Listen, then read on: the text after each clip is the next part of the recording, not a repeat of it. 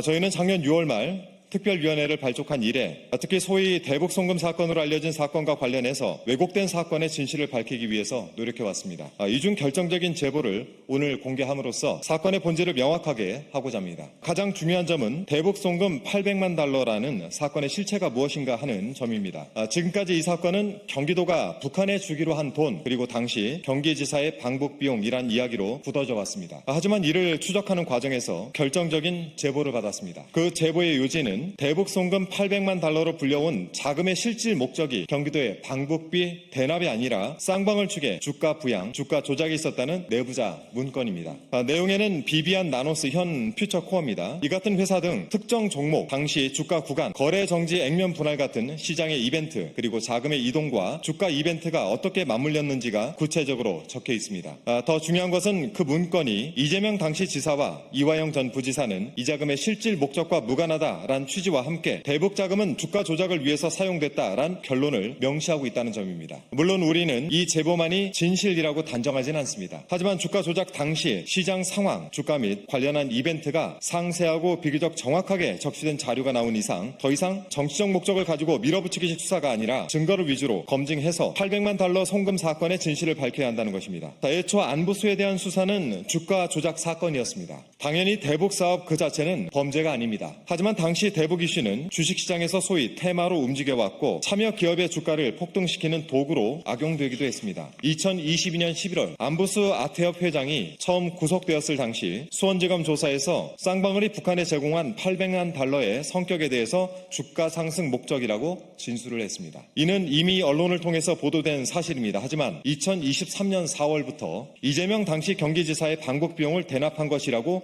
진술을 뒤집게 됩니다. 무엇 때문에 왜 진술을 뒤집었는지 이유를 따지지 않을 수가 없습니다. 언론 보도에 따르면 방용철 전 부회장 등은 쌍방울 계열사를 통해서 2023년 3월부터 2년 8개월 동안 진술을 바꿨던 안부수 전 회장의 딸 오피스텔 임대료, 보증금 등 약 7,280만 원을 대납하고 9개월간 생활비 2,705만 원, 차량까지 지급한 정황이 포착되었습니다. 또 2023년 5월 17일 쌍방울 박모 이사는 이화영 전 부지사가 대북 송금 사건으로 수원 고검에 조사를 받던 당시 조사실의 소주를 위법하게 반입한 혐의를 받고 있습니다. 즉 핵심 진술이 뒤집힌 시점과 맞물려서 가족에 대한 금전 제공 정황 그리고 조사 과정에 위법 의혹이 제기된 상황입니다. 이는 법무부의 특별 점검 결과로도 밝혀진 것입니다. 그래서였을까요? 검찰청사에서의 연어 술 파티, 차량 및 오피스텔 지원이 있었던 즈음인 2023년 4월부터는 이재명 당시 경기지사의 방북 비용 대납한 것이다 라고 진술을 뒤집었습니다. 즉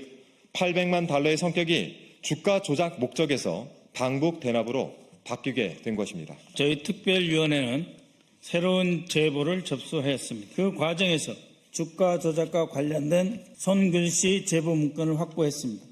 오늘 이 자리에서 저희는 그 사본을 공개합니다. 사건에 깊이 연루된 내부자가 작성한 이 문건은 특정 종목, 몇 주씩 산다까지 다 나와 있습니다. 그리고 내부자 거래, 특수관계인 거래, 그리고 비비안의 주당 가격을 얼마에 사서 공중 부양해서 주가로 부양하는 과정이 나타나 있습니다. 두 번째 제보 문서인데요. 자금의 성격은 대북 사업 대납이 아니라 주가 부양, 주가 조작의 맥락으로 설명하고 있습니다. 무엇보다 문건은 결론 부분에서 이재명 당시 지사와 이화영 전 부지사는 이 자금의 실질 목적과 무관하다라고 하는 취지가 결론으로 담겨져 있습니다. 이러한 문건의 신빙성을 확인하는 방법은 여기의 내용이 시장에서의 실제 거래 기록과 부합하느냐 하는 것입니다. 첫째 문건 비비안의 10대 1 분할을 적고 있는데요. 이거는 누구나 감으로 쓰기 어려운 구체적인 사실관계입니다. 실제로 비비안은 과거 10대 1 주식 분할, 즉 액면 분할 성격의 이력이 확인됩니다. 다시 말씀드리면 이 문건의 작성자는 최소한 가장 중요한 이 종목의 핵심 이벤트를 잘 알고 작성하였습니다. 둘째 문건인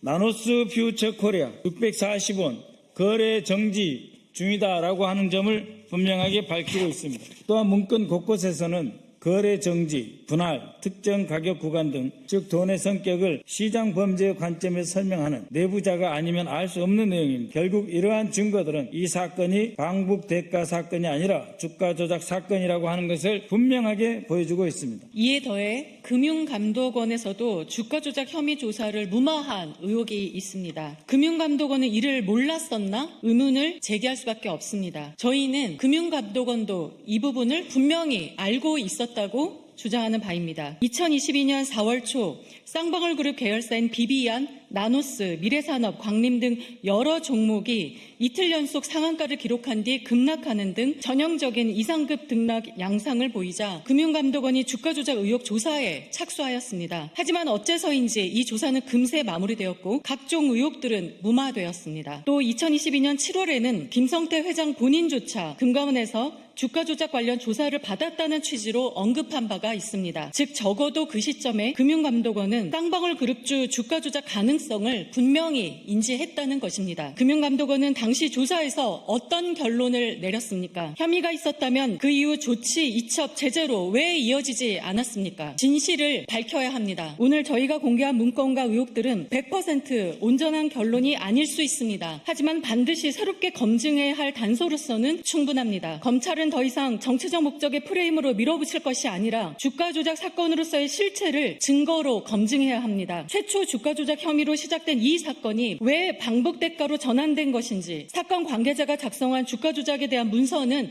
무엇을 의미하는지, 검찰의 회유 공작은 무엇을 위한 것이었는지, 그리고 금융감독원의 조사 은폐는 역시 무엇을 위한 것이었는지 명명백백하게 밝혀져야 진실에 가까워질 수 있습니다.